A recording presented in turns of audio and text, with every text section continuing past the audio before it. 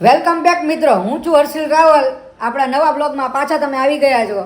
હર હર મહાદેવ, જય માતાજી. આજ નવરાત્રિનો બીજો દિવસ છે અને અત્યારે નીચે સોસાયટીમાં આરતી એ પતી ગઈ છે અને આ ચંપક હજી તૈયાર થયું નથી. ઘડીકમાં આમ થાય ને ઘડીકમાં આમ થાય, ઘડીકમાં કે ચોટલો લઉં, ઘડીકમાં કે અંબોળો લઉં, ઘડીકમાં કે છૂટાવાડ લઉં. આમાં કરવું તો કરવું શું? પતિ બિચારો લાચાર છે. 10 મિનિટ થઈ આપણે તૈયાર થતા. આ જબ્બો પહેરીને તૈયાર થતા આપણે 10 મિનિટ થાય અને આ લોકોને ખબર નહીં કેટલો ટાઈમ જાહે. હજી વધારે કન્ટિન્યુ ચાલુ જ છે. કેટલી વાર લાગશે હવે તારે? આ 2 મિનિટ શબ્દ એવો છે ને કે જીવનમાં બૈરાનો 2 મિનિટ કોઈ દિવસ પતે જ નહીં. જો મિત્રો, આ 50 જાતના તો આ બધાને ઓર્નામેન્ટ્સ હોય.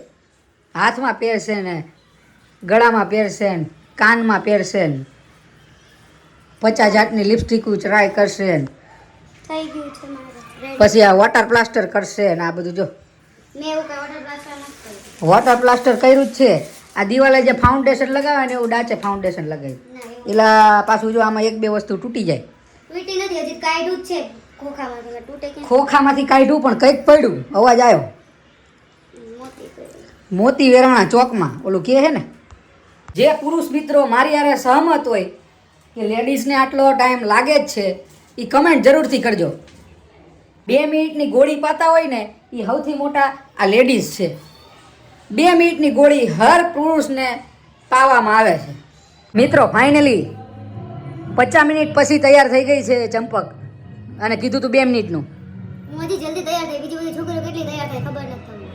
બીજી છોકરીઓને તૈયાર થવાની જરૂર જ નથી હોતી. મારે નથી જરૂર. મેં ખાલી લિપસ્ટિક જ કરી, બીજું કઈ નથી કર્યું. હાલ નીચે હાલ ફટાફટ ગરબા ગાવા. મિત્રો હવે આ અહીંયા ગોળ ગોળ ફરશે થોડી ઘણી કે રીલું ઉતારો. જો આ લાઇટો બંધ કરાવીને રીલું ઉતારે આવી રીતના ગોળ ગોળ. આ જો ગરબા બહાર ભાગે હે નયા નાચે.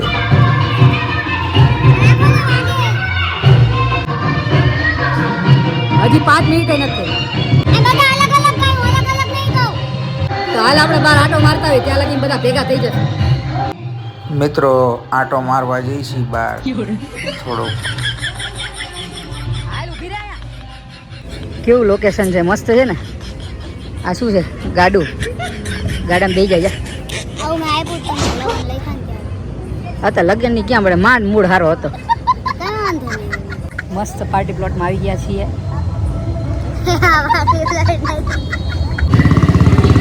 અમારી સોસાયટી જગારા મારે. આઈ ના લો.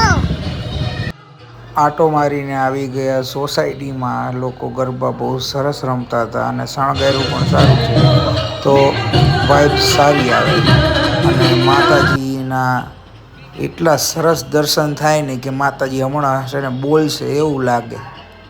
કાલ માં બેનપણીનો બર્થડે છે, મને યાદ કરાવજો ને 20 કરો નકર ડાકણ બાદ છે મારી યાર. પેલા 12 વાગે યાદ કરાવું. હા, એક કામ કરે, અલાર્મ મૂકી દે. હવે મારે આખો દી એટલા અલાર્મ વાગે ને કે મને અલાર્મ થી રિમાઇન્ડર નથી રહેતું, મને યાદ નથી રહેતું. ઓપાજી તમે ખાલી યાદ કરાવજો ને, કેમ કે મારા બર્થડે માં રોજ 12 વાગ્યા સુધી જાગીને કાયમ મને યાદ કરાવે ને 20. સારું, જા ચંપક ઉપર જા. જો અહીંયા દૂધ અને નાસ્તો ને બધું રેડી જ છે, પણ અમુક માણસો ગમે એટલા વહેલા ઉઠે ને તેમને મોડું જ થઈ જાય. ખબર નહીં કઈ રીતે. નકરું હૈસા સામું જ જોજો કરે 10 મિનિટથી. આટલી વાર હોય તૈયાર થવામાં. કાલ રાતે મને કહેતા તમારે બસ નીકળી જાય.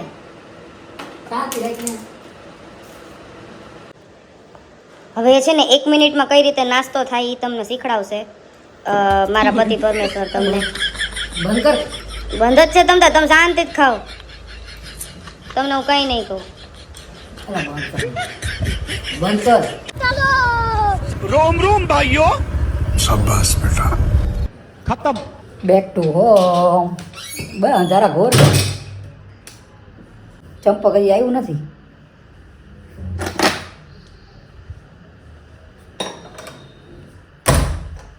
ઘરે ન હોય તો સન્નાટા જેવું લાગે, કોઈ હોય નહીં. જો તો આ ટકા મૂકીને ગયો તો મેં કીધું ઓલું ચંપક ખબર ખાઈ જાય, હું નહીં હોય એટલે. પણ હજી એને ખાધું નથી. કંઈ વાંધો નહીં, આપણે ઉલાડી જઈએ. થઈ ગયું છે આપણું ચંપક. હાય. ટકાટક ન ખાધું તે? ના, મેં કીધું તમે આવો પછી આપણે બે હારે ખાશું એટલે મેં રાહ જોઈ. એવું હતું? સોરી. કેમ? એ વિડીયો જોઈ લેજે તું, એટલે તને ખબર પડી જાય કેમ મેં એવું કીધું. કેમ આજ મોડું થઈ ગયું? એમાં એવું હતું કે ટ્રાફિક બહુ હતો. હું એક જગ્યાએ ગઈ હતી મીટિંગમાં. અહીંયાથી પછી સિગ્નલ ન આવે એની હાટું હું એક ગલીમાં વળી. તો એ ગલીમાં હે ને ખાલી સીધું વસ્ત્રાપુર આવી ગયું. પછી બોર્ડ આવે તો મને ખબર પડી કે હું વસ્ત્રાપુર પહોંચી ગઈ. પછી હું પાછી વળી.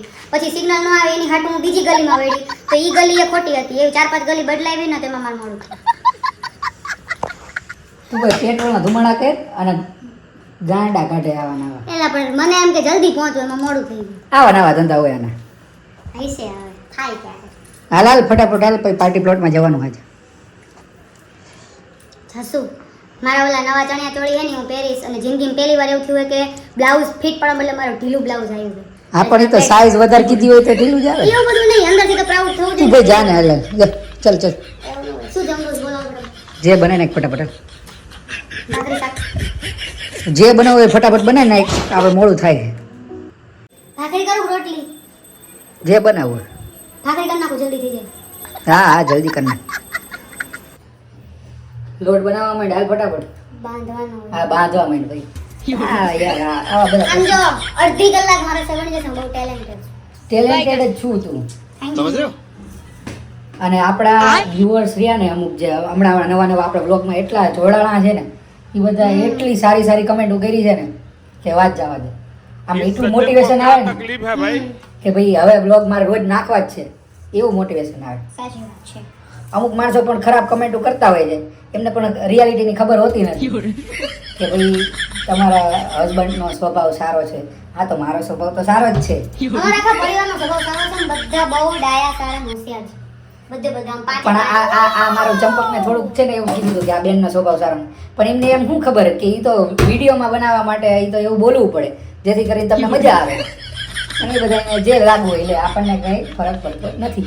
અને અને એને ખાસ નોંધ જાડી એવું બધું શું કહેવાય હા જાડી બાડી જે કહેવાય ને મને મારો વર જ કહી શકે, બીજા કોઈને કહેવાનો કોઈ હક નથી એટલે કોઈ કહેતા નહીં. આઈ એમ બરોબર છે. કેમ કે હું એનું ખાઈને જાડી થઈ છું, પેલા મકાન ખાઈને ઘરનું કઈ જાડી થઈ છું. તમે કોઈ ઘરનું ખાવા ના થાય એટલે મને કોઈ જાડી કહેતા નહીં.